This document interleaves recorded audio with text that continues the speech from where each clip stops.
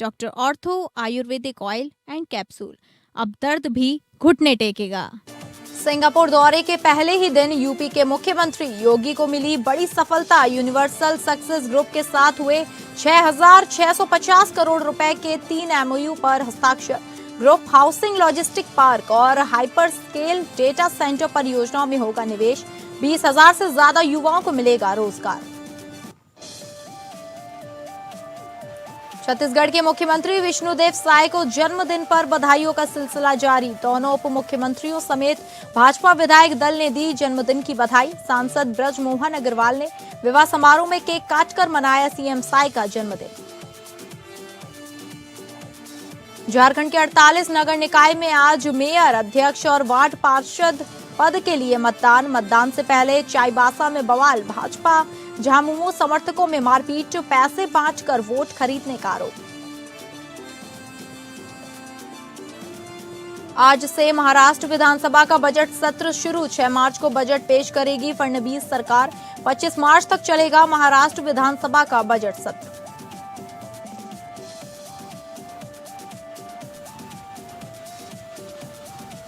नमस्कार, आप सभी का स्वागत है स्टेट लाइव में और मैं हूं आपके साथ अंकिता सिंह। स्टेट लाइव की शुरुआत करेंगे उत्तर प्रदेश की खबरों से, जहां मुख्यमंत्री योगी आदित्यनाथ के सिंगापुर दौरे के पहले ही दिन उत्तर प्रदेश सरकार को बड़ी सफलता मिली है। यूनिवर्सल सक्सेस ग्रुप ने प्रदेश में कुल 6,650 करोड़ रुपए के निवेश के लिए 3 महत्वपूर्ण समझौता ज्ञापनों यानी एमओयू पर हस्ताक्षर किए हैं। ये निवेश ग्रुप हाउसिंग, लॉजिस्टिक्स और हाइपर स्केल डेटा सेंटर जैसे रणनीतिक क्षेत्रों में होंगे। इन तीनों परियोजनाओं से 20,000 से अधिक रोजगार भी सृजित होंगे। मुख्यमंत्री ने निवेशकों को उत्तर प्रदेश की नीतिगत स्थिरता, बेहतर कनेक्टिविटी और तेजी से विकसित हो रहे औद्योगिक ढांचे से अवगत कराया। सामू का डेटा सेंटर स्थापना के लिए लखनऊ आने वाला आमंत्रण दिया गया है। मुख्यमंत्री ने कहा कि उत्तर प्रदेश सरकार निवेशकों को हर स्तर पर सहयोग देने के लिए प्रतिबद्ध है।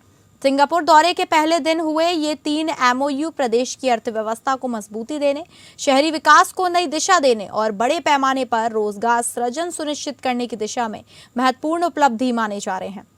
यमुना एक्सप्रेसवे औद्योगिक विकास प्राधिकरण क्षेत्र में जेवर एयरपोर्ट के करीब 100 एकड़ भूमि पर अंतर्राष्ट्रीय थीम आधारित टाउनशिप विकसित की जाएगी। इस परियोजना में 3,500 करोड़ रुपए का निवेश प्रस्तावित है और इसके धरातल पर उतरने के साथ ही लगभग 12,000 लोगों को रोजगार मिलेगा। इस परियोजना को 2027 में शुरू किए जाने की योजना है। यह परियोजना केवल जेवर अंतर्राष्ट्रीय हवाई अड्डे के आसपास तेजी से विकसित हो रहे शहरी क्षेत्र को नई पहचान देगी। कानपुर लखनऊ हाईवे पर 50 एकड़ भूमि में लॉजिस्टिक पार्क के विकास से संबंधित है। इस परियोजना में 650 करोड़ रुपए का निवेश प्रस्तावित है और लगभग 7,500 रोजगार सृजित होने का अनुमान है। इसको भी 2027 में शुरू किए जाने की योजना है। यह लॉजिस्टिक्स पार्क प्रदेश की औद्योगिक और निर्यात गतिविधियों को गति देने में महत्वपूर्ण भूमिका निभाएगा। नोएडा ग्रेटर नोएडा क्षेत्र में 10 एकड़ भूमि पर 40 मेगावाट आईटी पावर क्षमता वाला hyper scale data centre park स्थापित किया जाएगा। इस परियोजना में 2,500 करोड़ रुपए का निवेश होगा और लगभग 1,500 लोगों को रोजगार मिलेगा। एमओयू के अनुसार प्रोजेक्ट को वर्ष 2028 में शुरू करने की योजना है। वहीं यह निवेश उत्तर प्रदेश को देश के अग्रणी डेटा सेंटर हब के रूप में स्थापित करने की दिशा में महत्वपूर्ण कदम होगा।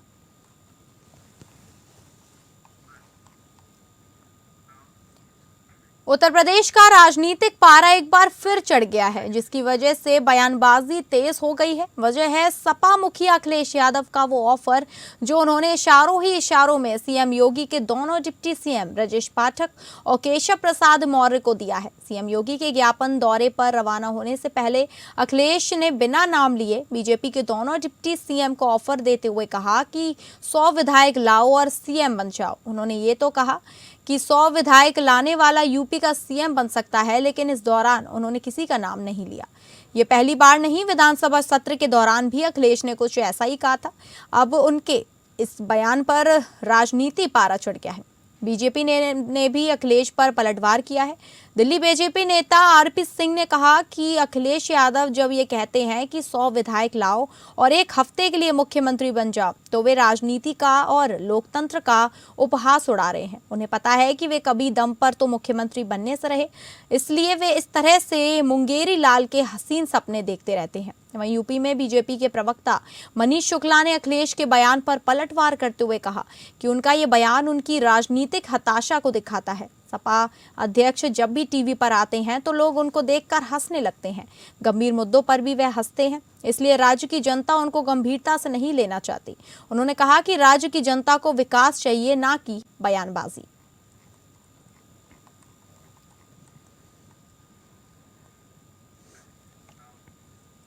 लखनऊ विश्वविद्यालय परिसर में स्थित ऐतिहासिक लाल बारादरी को लेकर बड़ा विवाद खड़ा हो गया है।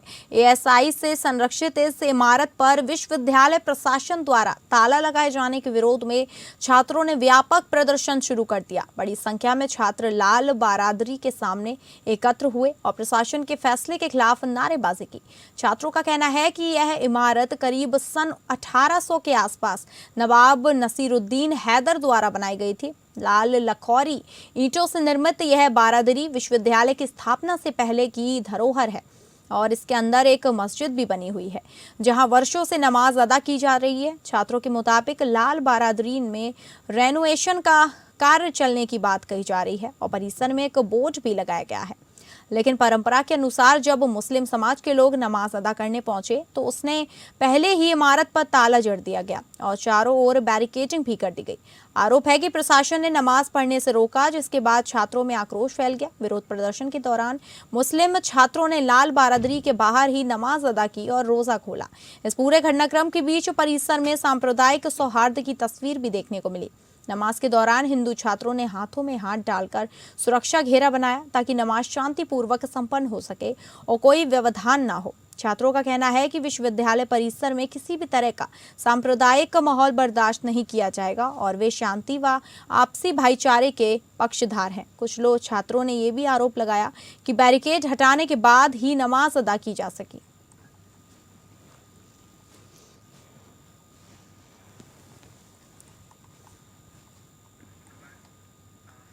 अब रुक करेंगे छत्तीसगढ़ की खबरों की, जहां नवा रायपुर स्थित मुख्यमंत्री निवास में आयोजित भाजपा विधायक दल की बैठक में मुख्यमंत्री विष्णुदेव साय को जन्मदिन की शुभकामनाएं दी गई। विधायकों ने पुष्प गुच्छ भेंट कर उनके स्वस्थ, दीर्घायु और सफल नेतृत्व की कामना की। बैठक के दौरान विधायक दल के सदस्यों ने मुख्यमंत्री का अभिनंदन किया। मुख्यमंत्री ने सभी जनप्रतिनिधियों के स्नेह और शुभकामनाओं के लिए आभार जताते हुए कहा कि यह सहयोग उन्हें प्रदेश की सेवा के लिए और अधिक ऊर्जा देता है। उन्होंने विश्वास व्यक्त किया कि जनप्रतिनिधियों के साथ मिलकर प्रदेशवासियों की अपेक्षाओं को पूरा करने की दिशा में निरंतर कार्य किया जाएगा।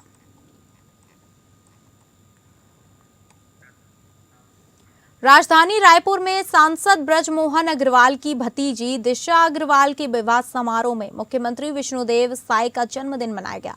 समारोह में पक्ष विपक्ष के कई दिग्गज नेताओं ने नव दंपति को आशीर्वाद दिया। विवाह समारोह में राज्यपाल रामेन डेका, केंद्रीय मंत्री तोखन साहू, उप मुख्यमंत्री विजय शर्मा और अरुण साव सहित कई वरिष्ठ नेता भी शामिल हुए। दोहरे खुशी के अवसर पर सांसद ब्रजमोहन अग्रवाल ने विवाह स्थल पर ही मुख्यमंत्री का केक काटकर जन्मदिन मनाया और सभी अतिथियों का आभार जताया।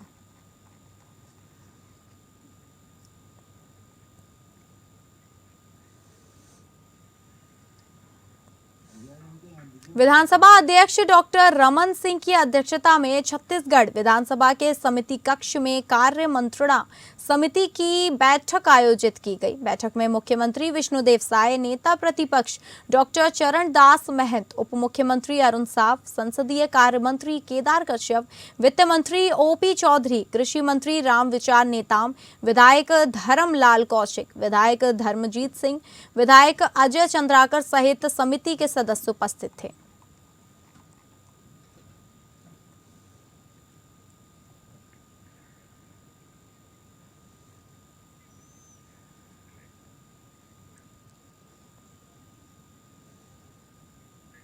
छत्तीसगढ़ के उप मुख्यमंत्री अरुण साव ग्राम बिजराक छार पहुंचे, जहां उन्होंने जन चौपाल लगाकर 8 ग्राम पंचायतों के सैकड़ों परिवारों में सीधा संवाद किया। इस दौरान उन्होंने ग्रामीणों की समस्याएं सुनी और उनके त्वरित समाधान का भरोसा दिलाया। जन चौपाल में उप मुख्यमंत्री ने विभिन्न ग्रामों के विकास के लिए 40 लाख रुपए की घोषणा की। उन्होंने ग्राम बिजराक छार में 2 सीसी रोड निर्माण के लिए 10 लाख रुपए स्वीकृत किए। वहीं महामाई, सूरही, बोईराहा, झिरिया और खुड़िया ग्राम में विकास कार्यों के लिए प्रत्येक गांव को 5-5 लाख रुपए देने की घोषणा की। इसके अलावा बिजराक छार में बिजली लाइन बिछाने के लिए अधीक्षक अभियंता को तत्काल सर्वे कार्य प्रारंभ करने के निर्देश दिए। वनांचल क्षेत्र में सोलर लाइट टावर की स्थापना और बेहतर नेटवर्क सुविधा उपलब्ध कराने की दिशा में भी कार्य करने की बात कही गई। जन चौपाल के दौरान उप मुख्यमंत्री अरुण साव ने सभी वनवासियों के साथ जमीन पर बैठकर भोजन भी किया। इस आत्मीय पहल से ग्रामीणों में विशेष उत्साह देखा गया और उन्होंने इसे अपनत्व व संवेदनशील नेतृत्व का प्रतीक बताया।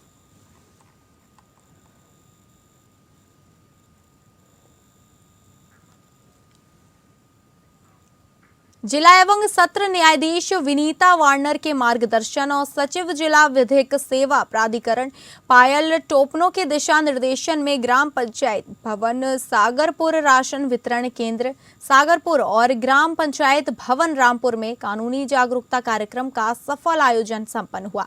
कार्यक्रम में पैरालीगल वॉलंटियर सत्यनारायण ने उपस्थित ग्रामीणों को उनके कानूनी अधिकारों से अवगत कराते हुए कहा कि कानूनी लड़ाई में कभी भी अपने आप को कमजोर ना समझे।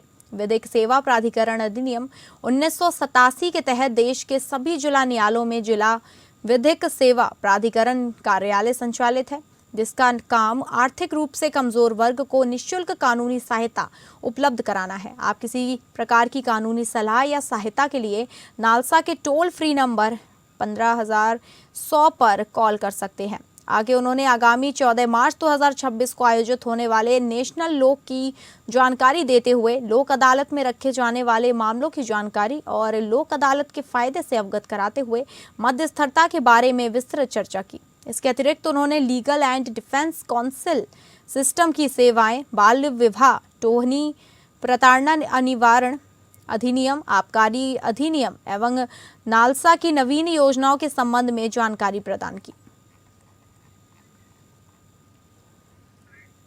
जहां देवघर में नगर निकाय चुनाव में भाजपा के वरिष्ठ सांसद निशिकांत दुबे ने अपने मताधिकार का प्रयोग किया। सांसद निशिकांत दुबे ने अपनी पत्नी के साथ देवघर के पीएचडी कार्यालय में बने मतदान केंद्र पर आकर वोट डाला। निशिकांत दुबे और उनकी पत्नी अनामिका दुबे ने वोट डालने के बाद लोगों से अपील किया कि ज्यादा से ज्यादा लोग अपने घरों से निकलकर अपना मताधिकार का प्रयोग करें और भारतीय जनता पार्टी और के प्रत्याशियों को जिताने में अपनी अहम भूमिका निभाए। वहीं बैलेट से हो रहे चुनाव को लेकर सांसद निशिकांत दुबे ने अपनी प्रतिक्रिया देते हुए कहा कि बैलेट पेपर की वजह से मतदान में काफी समय लग रहा है। जहां 750 वोट कास्ट होने हैं, वहां पर अभी तक मात्र 40 वोट ही पड़े हैं। उन्होंने हेमंत सरकार पर निशाना साधते हुए कहा कि राज्य की सरकार झारखंड को पीछे ले जाना चाहती है, इसलिए बैलेट से चुनाव कराया जा रहा है। हेमंत सोरेन के साथ साथ उन्होंने राहुल गांधी पर भी टिप्पणी करते हुए कहा कि जिस तरह से राहुल गांधी को लगता है कि ईवीएम के माध्यम से भाजपा जीतती है, लेकिन इस बार झारखंड के नगर निकाय चुनाव में जीत के बाद राहुल गांधी का यह भ्रम भी टूट जाएगा। उन्हें यह पता चल जाएगा कि ईवीएम हो या फिर बैलेट बॉक्स, हर जगह बीजेपी की जीत निश्चित है। वहीं आर्टिफिशियल इंटेलिजेंस कार्यक्रम में कांग्रेस के कार्यकर्ताओं के द्वारा किए गए अर्धनग्न प्रदर्शन पर कड़ी टिप्पणी करते हुए उन्होंने कहा कि कांग्रेस जिस तरह से नंगी हो चुकी है, उसी तरह से वह प्रदर्शन भी कर रही है।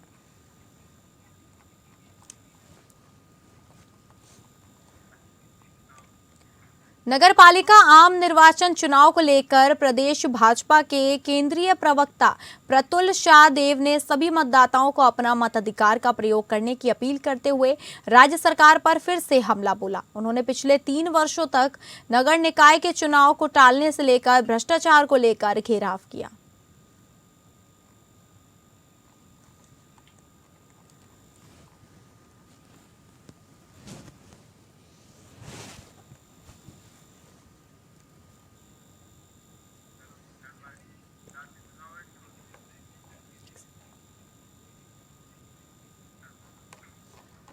झारखंड की 48 नगर निकाय में मेयर, अध्यक्ष और वार्ड पार्षद पद के लिए मतदान के क्रम में रांची के धुर्वा स्थित संत थॉमस स्कूल में आज राज्य निर्वाचन आयुक्त अलका तिवारी ने अपने मताधिकार का प्रयोग किया। इसके बाद मीडिया से बातचीत की और राज्य के लोगों से वोट डालने के लिए उन्होंने अपील भी की।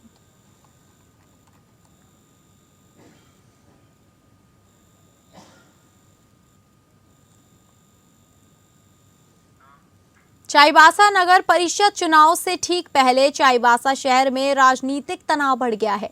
बीती रात करीब 11 बजे छोटा नीमड़ी वार्ड संख्या 17 स्थित शनि मंदिर के पास भाजपा समर्थित प्रत्याशी के समर्थक पवन शर्मा और झामुमो समर्थित प्रत्याशी नितिन प्रकाश के समर्थकों के बीच मारपीट हुई। इस घटना के बाद दोनों पक्षों ने एक दूसरे पर गंभीर आरोप लगाए हैं। झामुमो समर्थित प्रत्याशी नितिन प्रकाश के समर्थक राहुल तिवारी ने बताया कि उन्हें गुप्त सूचना मिली थी कि छोटा नीमडी में मतदाताओं को पैसे देकर वोट खरीदे जा रहे हैं। घटना की सूचना चुनाव आयोग को दी गई, जिसके बाद पुलिस मौके पर पहुंची और दोनों पक्षों के बीच चल रहे लड़ाई झगड़े को शांत कराया। इधर मारपीट के बाद पवन शर्मा चाईबासा सदर थाना पहुंचे और उन्होंने अध्यक्ष पद के प्रत्याशी नितिन प्रकाश, उनके समर्थक राहुल तिवारी, जयगिरी समेत अन्य झामुमो समर्थकों पर मारपीट का मामला दर्ज कराया है। इसके बाद राहुल तिवारी ने भी थाना पहुंचकर भाजपा समर्थक पवन शर्मा पर मतदाताओं को पैसे बांटकर चुनाव प्रभावित करने का मामला दर्ज कराया। वहीं पवन शर्मा ने अपने ऊपर लगे पैसों के वितरण के आरोपों को सिरे से खारिज करते हुए कहा कि यह उनके खिलाफ राजनीतिक साजिश है और झूठे आरोप लगाकर उन्हें बदनाम करने की कोशिश की जा रही है। उन्होंने कहा कि राजनीतिक रंजिश में उन्हें जान से मारने की धमकी भी दी गई।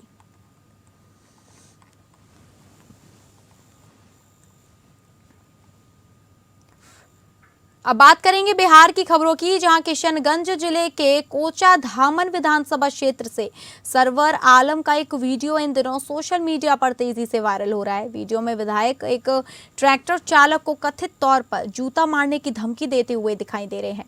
मिली जानकारी के अनुसार यह वीडियो कोचा धामन विधानसभा क्षेत्र के मस्तान चौक के समीप का बताया जा रहा है।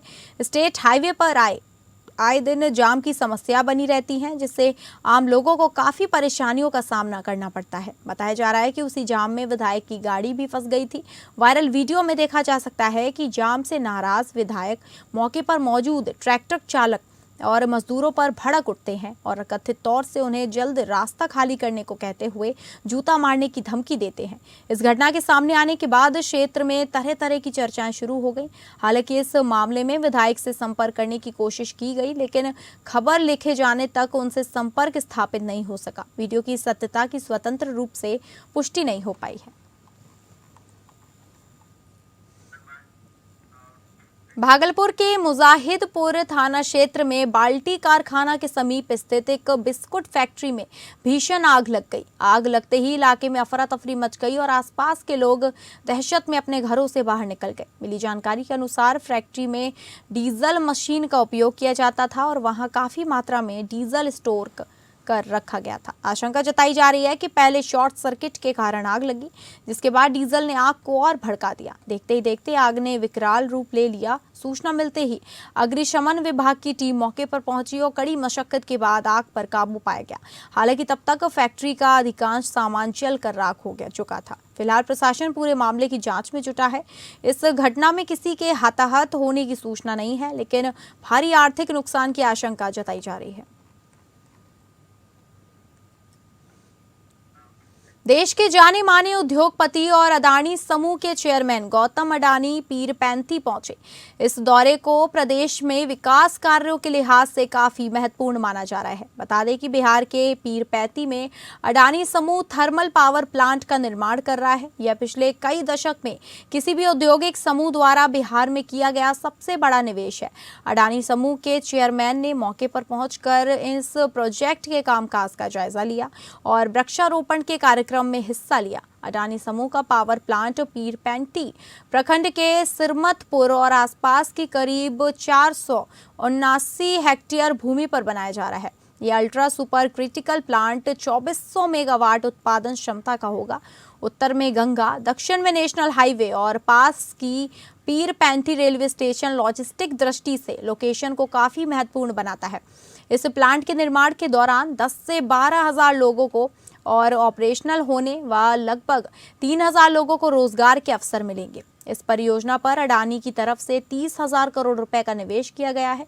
परियोजनाओं को 5 वर्षों में पूरा करने का लक्ष्य है। उद्योग जगत की बड़ी हस्ती का यह दौरा केवल निरीक्षण नहीं बल्कि राज्य में भरोसा और निवेश का सकारात्मक पैगाम भी है। परियोजना को 5 वर्ष में पूरा करने का लक्ष्य है। और अब रुक करेंगे महाराष्ट्र की खबरों की, जहां महाराष्ट्र में आज से विधानमंडल का बजट सत्र शुरू हो गया है। यह सत्र 25 मार्च 2026 तक चलेगा और इस दौरान फडणवीस सरकार वित्त वर्ष 2026-27 का बजट 6 मार्च को पेश करेगी। बजट सत्र को लेकर राजनीतिक हलचल तेज हो गई है और सत्ता पक्ष तथा विपक्ष दोनों ने अपने अपने मुद्दों पर रणनीति तैयार कर ली है। इस सत्र में राज्य की आर्थिक स्थिति, किसानों की समस्याएं, महंगाई, बेरोजगारी, बुनियादी ढांचे के विकास, महिला एवं युवा कल्याण योजनाओं सहित कई अहम विषयों पर चर्चा होने की संभावना है। सरकार की प्रमुख योजनाओं और नई घोषणाओं पर भी सबकी नजर रहेगी। विपक्ष राज्य की कानून व्यवस्था, किसानों के कर्ज, आरक्षण और विभिन्न घोटालों के मुद्दों पर सरकार को घेरने की तैयारी में है, जबकि सरकार विकास कार्यों और कल्याणकारी योजनाओं को अपनी उपलब्धि के रूप में पेश करेगी। बजट सत्र को आगामी राजनीतिक समीकरणों के लिहाज से भी अहम माना जा रहा है।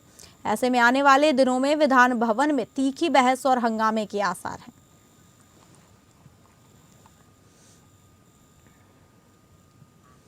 मेलघाट क्षेत्र के लगभग 40,000 आदिवासी और ग्रामीण मजदूरों के हक के लिए अमरावती के सांसद बलवंत वानखड़े ने मनरेगा बचाओ यात्रा की शुरुआत करते हुए केंद्र सरकार पर गंभीर आरोप लगाए हैं। उनका कहना है कि केंद्र सरकार जानबूझकर मनरेगा कानून को कमजोर कर उसे अन्य योजनाओं में विलय करने की कोशिश कर रही है। सांसद वानखेड़े ने कहा कि ग्रामीण और आदिवासी मजदूरों को रोजगार की कानून गारंटी देने वाला यह कानून कमजोर करने का प्रयास किया जा रहा है। मेलघाट के हजारों परिवारों का जीवन इस योजना पर निर्भर है।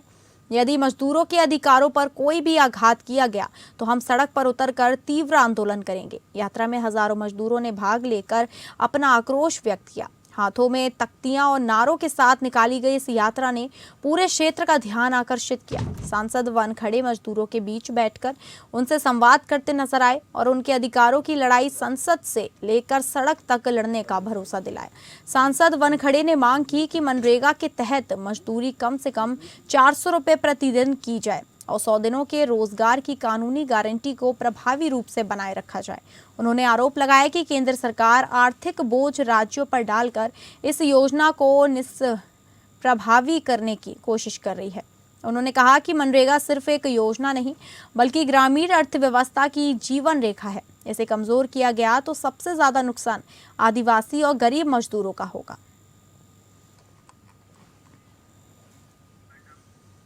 तो फिलहाल स्टेट लाइव में बस इतना ही। नमस्कार।